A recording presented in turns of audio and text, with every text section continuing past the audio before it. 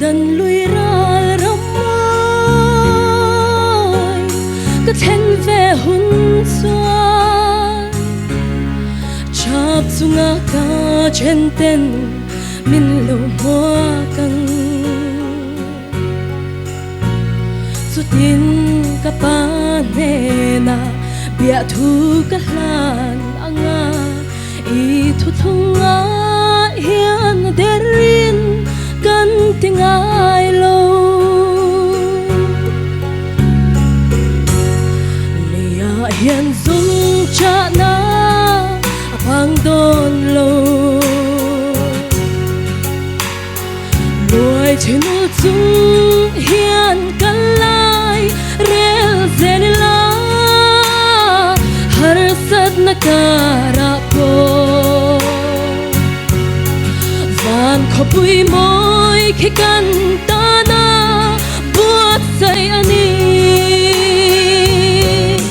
Jordan lui ral ramai ka then ve hun sa chap sunga ka chen ten min lo hoa kang sutin ka pa ne na bia thu ka san anga I thu thunga hian na derin kan tingai lo mangai na nen darang kan leng za ma se rei lo te an kian sai min rel sana lal pa itel lo chuan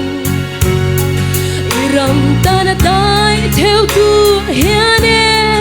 ka beng thei lo Jordan lui ral ramai ka then ve hun chuan chap sunga ka chen ten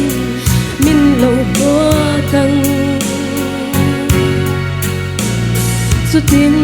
ka pa ne na bia thu ka hlan anga I thu thunga hian na derin kan tingai lo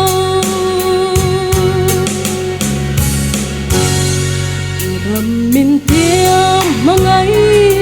na van khoa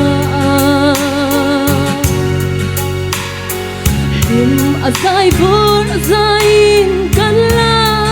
leng ve anga kadam to e tin katan cha le lungai na reng reng an kiang zo to ang